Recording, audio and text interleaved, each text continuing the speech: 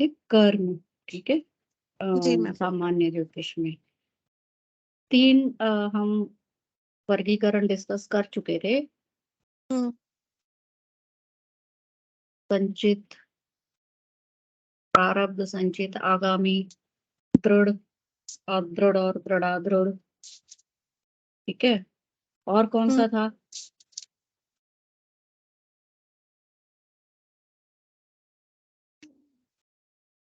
इस चैप्टर में तो इतना ही था। फिर चौथा वर्गीकरण भी है, श्रेयस, उसमें है प्रेयस वाला श्रेयस उस और अगले चैप्टर में। हाँ, प्रेयस। श्रेयस और प्रेयस। हम्म। तो थोड़ा सा बताइए श्रेयस और प्रेयस के बारे में। हाँ मैम, श्रेयस कर्म वो होते हैं जो हमें अल्टीमेट गोल की तरफ अग्रसर करने की प्रेरणा देते हैं, जैसे आत्मिक शांति या आध्यात्मिक उन्नति की तरफ। और प्रेयस कर्म हम दिन प्रतिदिन होने वाले कर्म में सफलता प्राप्त करने की प्रेरणा देते हैं, भौतिक रूप से। भौतिक या सांसारिक सुखों की तरफ अग्रसर करने। मतलब जो श्रेयस है वो निवृत्ति मार्ग की तरफ ले जाते हैं, और जो प्रेयस है वो प्रवृत्ति मार्ग की तरफ ले जाते हैं। निवृत्ति और प्रवृत्ति मार्ग तो आप जी मैम, हाँ, समझते ही हैं, ठीक है। जी मैम।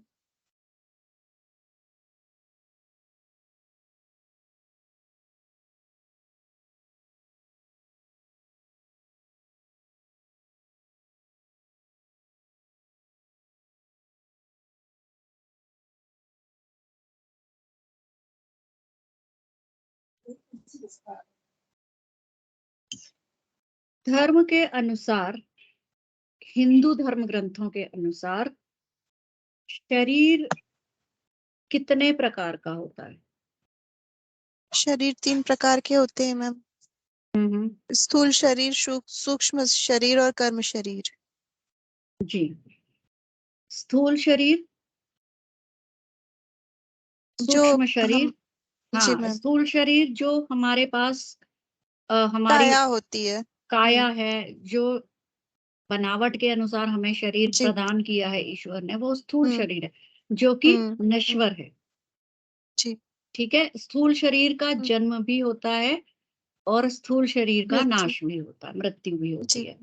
दूसरा है सूक्ष्म शरीर। सूक्ष्म शरीर मतलब आत्मा, जो जी मैम, जिसका ना जन्म है ना मृत्यु है। आत्मा क्या है? शरीर बदलती है ना, जी मैम, हाँ, एक चक्र में चलती है।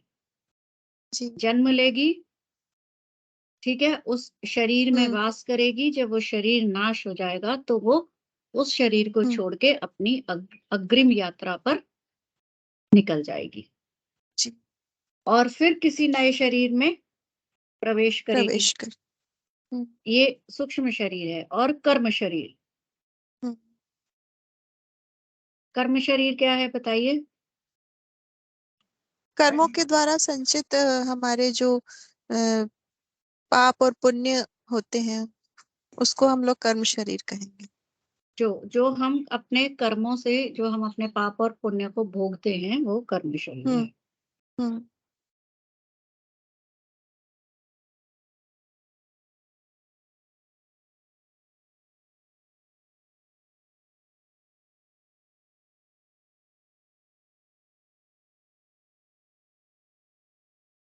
देखिए, एक बहुत अच्छा यहाँ पे एक पैराग्राफ है।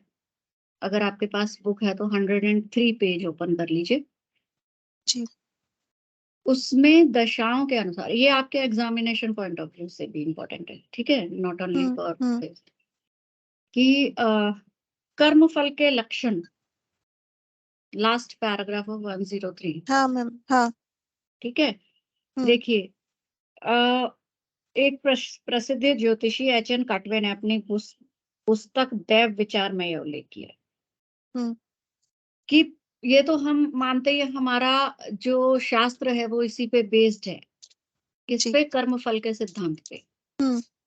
जो कर्म किए हैं उनका भुगतान हमको करना पड़ेगा, इस जीवन में या किसी और जीवन में, ना, तो वो तो हमको करना ही पड़ेगा। अब कुंडली से ज्योतिष शास्त्र देखिए हमारी कितनी हेल्प करता है। कुंडली से हम ये पता लगा सकते हैं कि जो दशा है, उस दशा में जो भोग रहा है व्यक्ति, किसके द्वारा किए गए कर्म हैं। देखिए आगे देखिए, शनि की दशा होगी तो वह पाप उस व्यक्ति के स्वयं के द्वारा किए गए थे। जो शनि की दशा में जब वो अच्छा। कर्मों को भोगता है तो ये पाप उस व्यक्ति के स्वयं के द्वारा किए गए थे, किसी ना किसी इनकारनेशन में, किसी ना किसी जन्म में, ठीक है, उसके द्वारा जो कर्म थे उनका पाप वो भोग रहा है। अब देखिए व्यक्ति जो है, आत्मा जो है बंधी हुई है, ठीक है। हम जो है सिर्फ अपने ही कर्मों को नहीं भोगते, जिनके द्वारा हम, जिनके साथ बंधे हैं हम, उनके कर्मों को भी भोगते हैं। कई बार देखिए जनरेशन टू जनरेशन जो है वो कोई किया हुआ पुण्य कर्म या पाप कर्म आगे आता है, कोई दोष।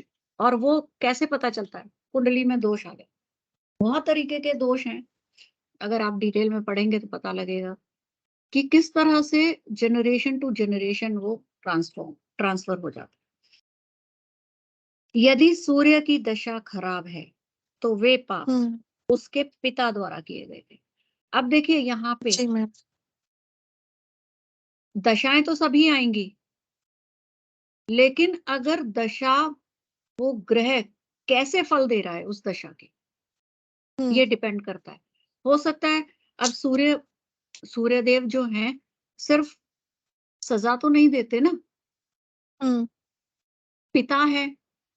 अब पिता का रोल क्या होता है, बच्चे को डिसिप्लिन में रख के उसको ऊंचाइयों तक ले जाने का सपना एक पिता का होता है। तो सूर्यदेव भी तो पिता हैं, उनका भी सपना होता है कि वो भी क्या हेल्प करते हैं, ऊंचाई तक ले जाते हैं, सूर्य ही ले जाते हैं ना ऊंचाई तक।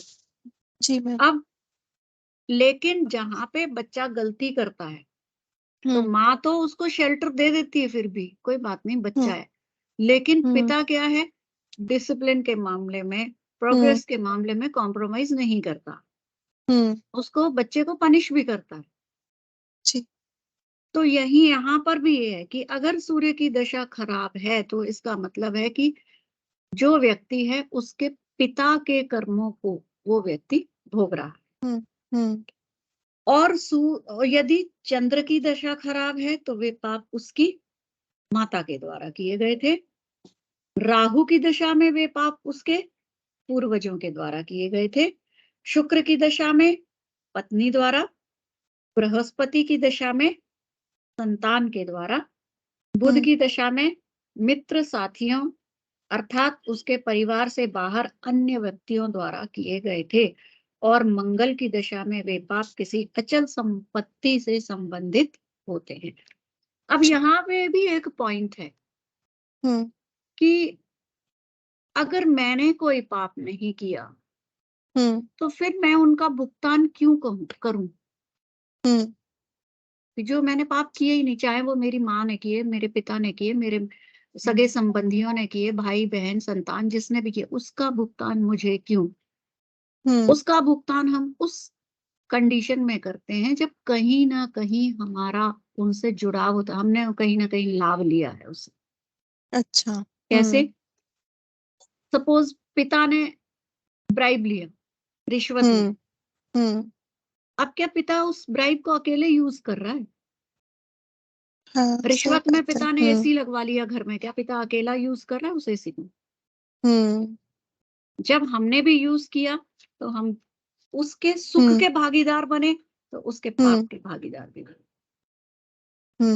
ठीक है, इसी तरह से सारे जो हैं संबंधी, सगे संबंधी, उनके किए हुए कर्मों का भुगतान हम उसी दशा में करते हैं जब हमने उसका कहीं ना कहीं लाभ लिया होगा, हम उनके पाप में भागीदार रहे होंगे।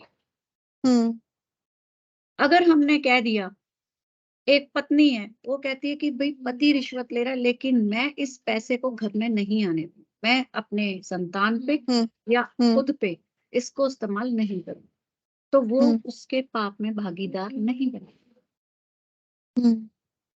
ठीक है।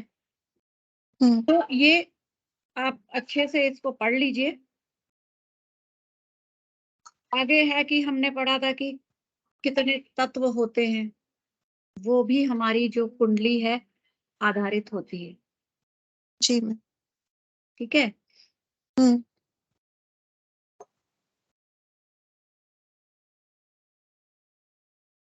इधर देखिए कौन सा ग्रह किस भाव में बैठा है, इससे भी व्यक्ति का जो उसकी पर्सनैलिटी है वो हम बता सकते हैं। जैसे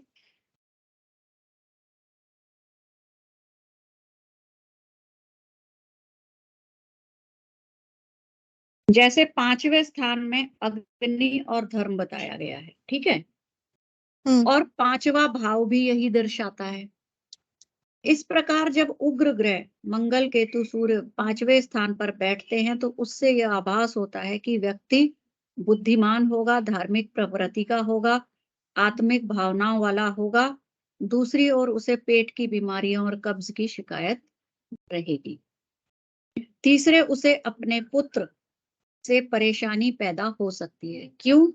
क्योंकि संतान के भाव में सारे उग्र ग्रह बैठे हैं।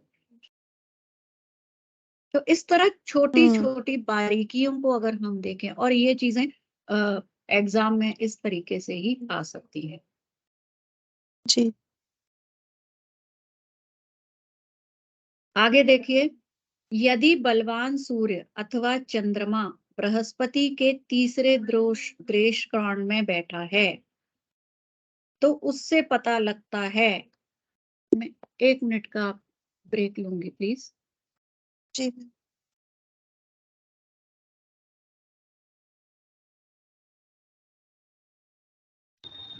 पेज नंबर क्या है मैम? किस पेज नंबर का पढ़ा रही हैं? 105। Thank you. 105।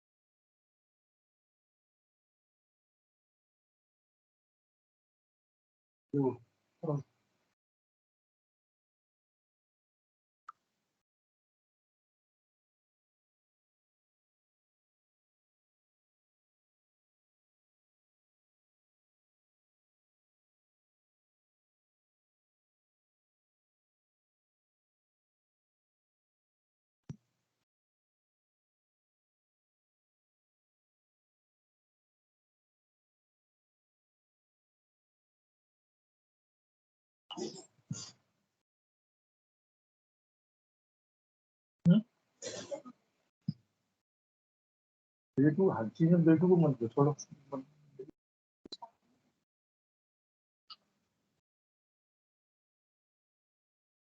कुंडली होगी है।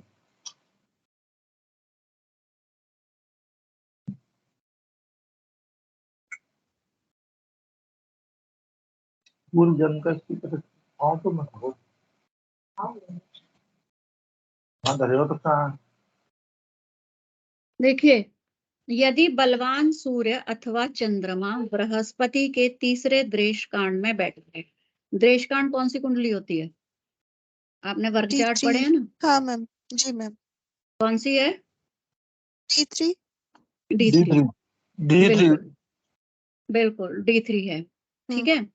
यदि बलवान सूर्य अथवा चंद्रमा बृहस्पति के तीसरे दृश्यकांड में बैठा है तो उससे पता लगता है उस व्यक्ति का पिछला जन्म देवलोक में था। ठीक है ना? जैसे हम कहते हैं ज्योतिष भूत भविष्य वर्तमान सब कुछ बताता है, तो ये देखिए कितना सटीक चीज है कि पूर्व जन्म का भी पता चल रहा है, पिछले का, कि उस व्यक्ति का पिछला जन्म देवलोक में था। यदि वह शुक्र अथवा चंद्रमा के तीसरे दृष्टांत में बैठा है। कौन बैठा है? बलवान सूर्य अथवा चंद्रमा। बलवान सूर्य अथवा चंद्रमा। हम्म, शुक्र या चंद्रमा के तीसरे दृष्टांत में है तो उसका पिछला जन्म स्थान पितृलोक में था। यदि वह सूर्य अथवा मंगल के तीसरे दृष्टांत में बैठा है तो उसका पिछला जन्म स्थान मृत्युलोक में था। और यदि वह बुध या शनि के तीसरे दृष्टांत में बैठा है तो उसका पिछला जन्म स्थान नरकलोक में था। ठीक है।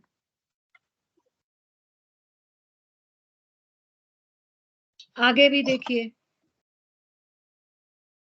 यदि किसी व्यक्ति की कुंडली से यह ज्ञात हो कि उसके जन्म के समय उसके पिता की हैसियत अच्छी है और उसे पिता की ओर से खुशियां प्राप्त होंगी, तो इससे सिद्ध होता है कि उसके पिता के साथ उसका ऋणानुबंधन बहुत काल तक चलने वाला है। अगर आप माइन्यूटली छोटी छोटी चीजों को पढ़ते हैं तो आप बहुत ही आसानी से जो है इन चीजों को एनालाइज कर सकते हैं।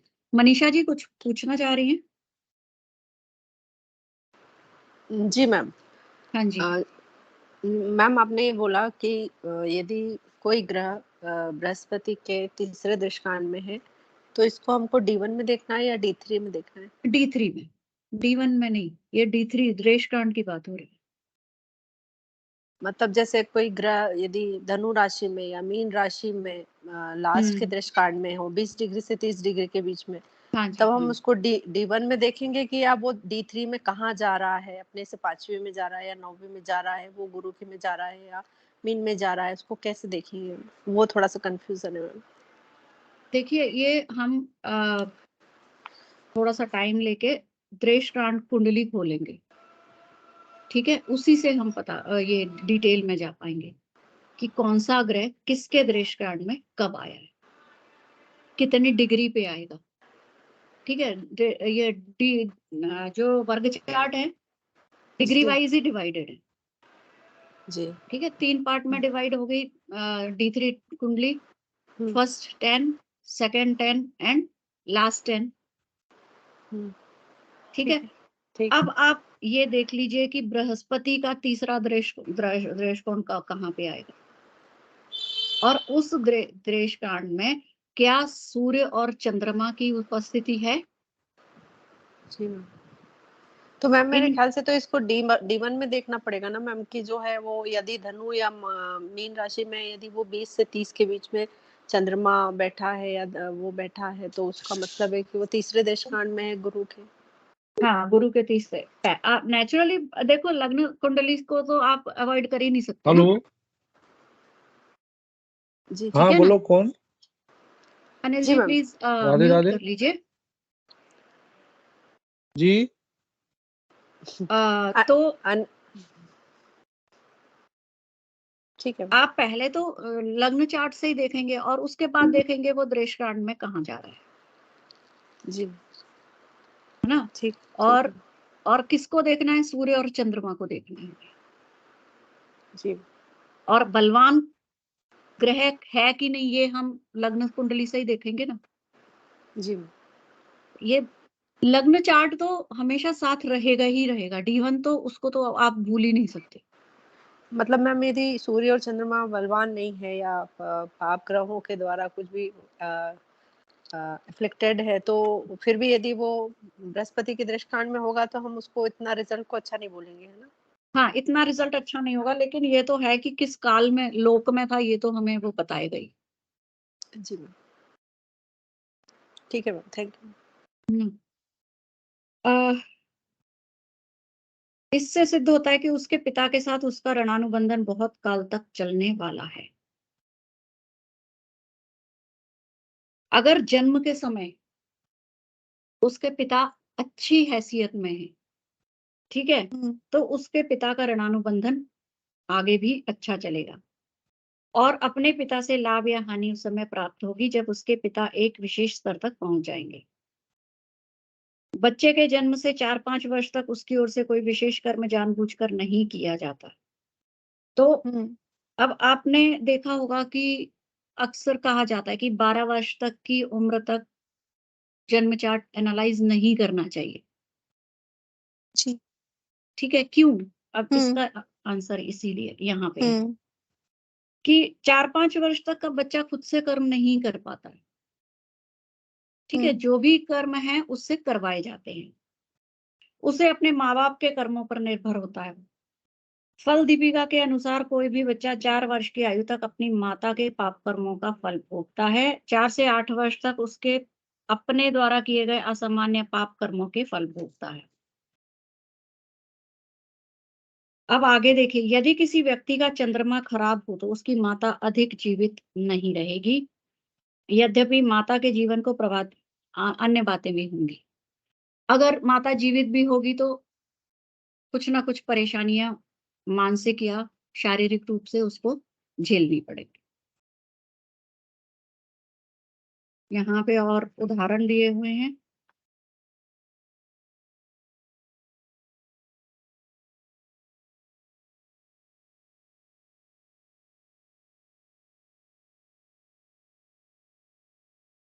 देखिए यहाँ पे कुछ क्वेश्चंस हैं, हम इनको भी ले लेते हैं। ज्योतिष शास्त्र की 3 स्वीकृत बातें कौन-कौन सी हैं? देखिए क्वेश्चंस आंसर्स मैंने पहले भी कहा वही होते हैं। वर्ड्स जो हैं उनके इधर-उधर हो जाते हैं। तो कौन-कौन से हैं भई 3 स्वीकृत बातें कौन-सी हैं? आप अध्याय 10 में जा सकते हैं स्टार्टिंग में, या 94 पेज पे जो 3 लिखा है, ग्रहों का हाँ, हाँ, प्रभाव वही है, एवं बिल्कुल। तदनुसार इसकी प्रतिक्रिया। ठीक है, स्वीकृत बातें यही हैं, ग्रहों का प्रभाव, उनकी प्रतिक्रिया, कर्म का प्रभाव डालने की शक्ति और उसके फलस्वरूप आपसी संबंधों में पराधीन। हम एक-दूसरे से जुड़े हैं। कौन? हमारे पेरेंट्स हैं, हमारे भाई-बहन हैं या हमारे जीवन साथी हैं। अचानक से कोई कहीं नहीं मिलता। ठीक है? कैसे हैं? हम जी मैम। पराधीन है ना अपने कर्मों से। हम्म। एक बार को हम मित्र और जीवन साथी तो फिर भी चुन सकते हैं, लेकिन हम्म। पेरेंट्स, ब्लड रिलेशंस, जितने भी ब्लड रिलेशंस हैं, वो हमारे कर्मों के प्रभाव से ही हमें मिलते हैं। मैम ऋणानुबंधन। ये दूसरा जो पॉइंट है ना, कर्म का प्रभाव डालने की शक्ति, मैम लैंग्वेज इतनी टफ होती है ना, समझ में नहीं आता कि क्या बोलना चाह रहे हैं। कर्म का देखिए प्रभाव यही मैं डालने। डिस्कस कर रही हूँ आपसे कि ऋणानुबंधन पेरेंट्स हैं, किसको क्या पेरेंट्स, क्या हम चूज कर सकते हैं? क्या जन्म के पहले हम हमारे पास चॉइस होती है कि नहीं मुझे तो इस घर में जन्म लेना है, या मैं इस ये पेरेंट्स मुझे चाहिए? कैसे मिलते हैं पेरेंट्स? स्वतः। हमारे कर्मों से, भाग्य से हम्म। ऋ- हम्म। ना, जो हमारे ऋणानुबंधन इसको। ऋणानुबंधन है, हम्म। हम्म। जो हम करके आए हैं। अगर हम अच्छे कर्म करके आए हैं, हमने उनके साथ पिछले जन्मों में अच्छा किया है, तो आज हम उनसे लाभ लेंगे। हम्म। ठीक है? और हम्म। अक्सर जो पेरेंट्स से लाभ लेते हैं वो हम अपने भाग्य से ही लेते हैं ना। जी। कई बार आपने देखा होगा जो मतलब हमारे लाइफ में ऐसा होता है कि बच्चा है, बच्चे का जन्म हुआ, मदर एक्सपायर हो गई। हम्म। कुछ टाइम बाद फादर भी चले गए। अब उस बच्चे की स्ट्रगल, जिसके पेरेंट्स इस दुनिया में नहीं हैं, आप समझ सकते हैं। हम्म। तो ये है ऋणानुबंधन। उसने अपने भाग्य में उन पेरेंट्स का लाभ नहीं लिखा था उसने। क्यों? क्योंकि उसने उनके लिए कुछ हम्म। नहीं किया। सीधा-सीधा जी। अगर हम सिंपल लैंग्वेज में कहें, हम्म। हम्म। आज हमें तब मिलेगा ना जब हम पीछे करके आए हैं कुछ। हाँ। और कभी-कभी ऐसा भी होता है कि बच्चा है, लेकिन पेरेंट्स चाहे लापरवाह हों या जो भी हो, उसकी केयर ही नहीं करते, हम्म। किसी भी कारण से। तो वो भी तो हम्म। हमने कुछ नहीं किया तो हमने कुछ नहीं लिया। हम्म। ठीक है? हमने अच्छा किया तो हमने लाभ लिया, हम्म। और अगर हमने बुरा किया तो हम बुरा भुगतेंगे। उन्हीं पेरेंट्स के द्वारा भुगतेंगे, हम्म चाहे वो रेयर केसेस हों, हम्म पर होगा। यही ऋणानुबंधन है ना, जो ऋण लेके आए हैं जी उसी बंधन में तो बंधे हैं हम। हम्म भाई बहन है, आपने अपने समाज में ही देख लीजिए, कई बार ऐसा भी होता है कि अ, कोई ब्रदर सिस्टर है, चाहे वो एल्डर हो, चाहे वो मिडिल हो, चाहे वो यंगर हो, पूरे परिवार को हम्म चलाता है, अपने भाई बहनों की हाँ, पूरी देखभाल करता है, उनके लिए हम्म छोटी से छोटी चीज का भी। और कई बार ऐसा होता है कि कोई एक भाई बहन ऐसा निकलता है जो सभी के परिवार में जो है सभी का जीना मुश्किल कर देता है। ये भी तो ऋणानुबंधन है ना। हम्म तो एक ये फंडा अगर हम ऋणानुबंधन का आत्मसात कर लें तो जीवन जीना हमें आसान हो जाएगा। अगर आज मेरे साथ कोई गलत कर रहा है, मैं सोचूं कि ये तो ऋणानुबंधन है, मैंने भी तो इसके साथ पिछले कुछ गलत किया ही होगा, तो हम्म मुझे उसको जो उसको उसकी चीजें झेलना आसान हो जाएगा, मुझे रिएक्ट सही करने की जरूरत नहीं पड़ेगी, हम्म क्योंकि मुझे पता है। देखिए, हम रास्ते चलते चलते कई बार गिर जाते हैं, हम्म ठीक है। अगर हमें किसी ने धक्का दे दिया, किसी का धक्का लग गया, तो हम कैसे रिएक्ट करते हैं? उसको 10 चीजें सुना देते हैं, चाहे अनजाने में ही धक्का लग जाए। देख के नहीं चला हम्म जाता, आंखें नहीं है क्या, अंधे हो क्या? और अगर हम ठोकर लग के गिर जाए तो हम अपने आप को कोसते हैं क्या? नहीं इधर उधर देखते हैं, फटाफट झाड़ते हैं, खड़े हो जाते हैं, कोई बात नहीं, अब गिर हम्म गए तो गिर गए, गलती हम्म हमारी थी। तो यही चीज जीवन में आत्मसात करने वाली है कि हमें परेशान कर रहा है, चाहे हमारा रियल भाई है, रियल बहन है, हमारे पेरेंट्स के द्वारा हमें कोई परेशानी आ रही है, तो हम ये सोच लें कि ये ऋणानुबंधन है, मैंने भी किया ही होगा ना पहले, अब मुझे हम्म भोगना है, तो ये जीवन हमारे लिए आसान हो जाए। चलिए, ये फिलॉसफी बहुत लंबी है, आगे चलते हैं, टाइम कम है। कर्मों के विभिन्न रूप क्या क्या हैं? बहुत बार डिस्कस कर चुके हैं और सभी को पता हम्म चल गया होगा। मैं जी कोई नए हैं उनसे एक बात पूछ लेते। आदित्य जी, आप नए हैं, आप ही बताइए, कर्मों के रूप क्या क्या हैं, विभिन्न टाइप्स क्या हैं? आपने पढ़ा होगा अभी तक।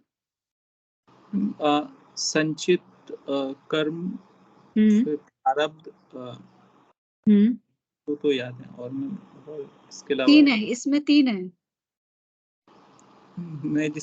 मुझे ये दो अभी मिले, मतलब जितना मैं अभी चालू किया था ये अच्छा एमएन के अच्छा, साथ। ठीक है। तृप्ति जी, आप बताएंगी? सुनिए ध्यान से आदित्य जी, ठीक है। तृप्ति अग्रवाल जी क्लास में हैं।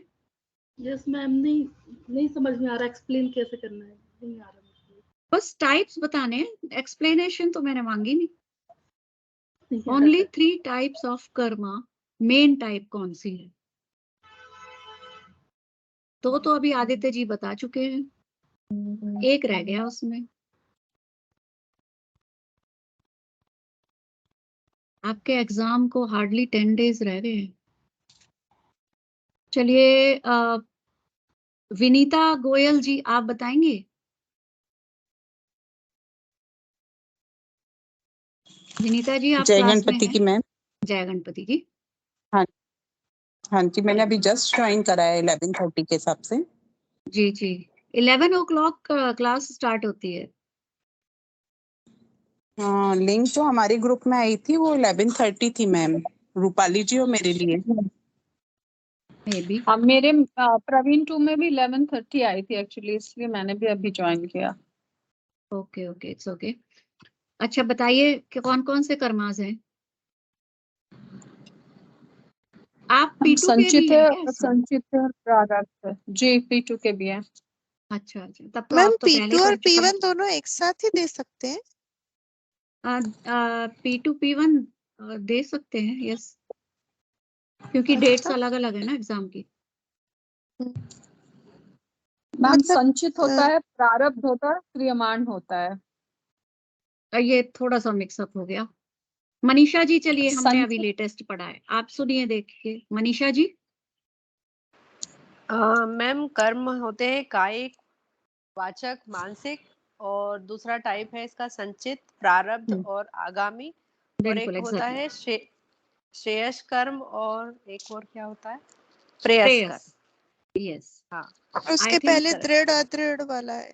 थर्ड दृढ़ वाला। अदृढ़ और देखिए कई दृढ़ कैटेगरीज दृढ़। हैं, ठीक है, कई कैटेगरीज हैं, 4 टाइप के कर्मास होते हैं। तो अब मैं मनीषा जी, आपने बिल्कुल सही बताया, जिन्होंने अभी अभी लेटेस्ट पढ़ा है, और P2 जो है वो अभी अपना पढ़ रहे हैं और वो पहले पढ़ चुके हैं, तो थोड़ा सा आउट ऑफ माइंड होना इज क्वाइट ऑब्वियस, कोई बात नहीं। सुकृति जी, आप चारों टाइप्स जरा बताइए। जी मैम, सिर्फ नाम बताना है ना? ओनली नाम बताने हैं, आप ध्यान से पहला सुनिए प्लीज। पहला वर्गीकरण है कायक, वाचक एंड मानसिक। दूसरा बिल्कुल। वर्गीकरण है संचित, प्रारब्ध और आगामी। तीसरा वर्गीकरण दृढ़, अदृढ़ और दृढ़ादृढ़। चौथा वर्गीकरण श्रेयस कर्म, प्रेयस कर्म। बस ये बिल्कुल, 4 टाइप।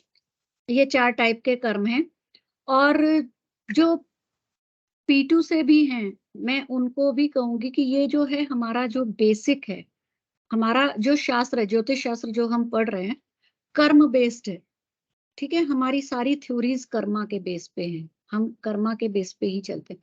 तो ये टाइप के कर्म हैं, इनको आप ध्यान रखिए। कौन कौन से कर्म होते हैं जिनके बेस पे हमारा भाग्य बनता है। हम अपना भाग्य खुद बना रहे हैं, अभी तक का तो बन चुका, प्रारब्ध में जो हम कर आए आज उसको भोग रहे हैं, उसके हिसाब से हमें भाग्य मिला। अब भाग्य ने क्या किया है, एक पतली सी डोरी से बांध के एज पे, किनारे पे लाके खड़ा कर दिया। ऐसा नहीं है कि 100% फ्रीडम दे दी कि जो करना है करो, एक डोरी फिर भी बांध के रखी है। ज्यादा उड़ोगे खींच लिए जाओगे। और अब क्या दिया हमें, पुरुषार्थ दिया, इच्छा शक्ति दी, और विवेक दिया, और बुद्धि दी, ठीक है, तर्क दिया। इन चीजों को देके हमें इस संसार में छोड़ दिया गया। अब जाओ करो अपने कर्म। भाग्य तो मैंने तुम्हें दे दिया, ईश्वर कहता है, अब अपने कर्मों से नया भाग्य खुद बना लो, ठीक है। पिछला तो जो भोग गया वो भोगोगे ही, अगला अपने आप चेंज कर सकते हो, इतनी शक्ति मैंने तुम्हें दे दी है, बना लो, जाके आगे बना सकते हो। तो ये डोर, भाग्य की डोर से बांध के जो प्रकृति है उसने हमें छोड़ दिया है, आगे पुरुषार्थ करके खुद से बना लो। ये है कर्मा में मेन कर्मा थ्योरी, ठीक है। तो आगे की क्लास आपकी 11:30 पे किशोर सर लेने वाले थे। किशोर सर आ गए हैं? जय गणपति मैडम। जय गणपति के किशोर सर। आगे की क्लास आपको सौंपती हूँ मैं। आज कुछ ज्यादा ही फिलॉसफी हो गई। अच्छा, अच्छी बात है जी। सब्जेक्ट ही फिलोसफी का है जी, मैम आपकी फिलोसफिकल सब्जेक्ट।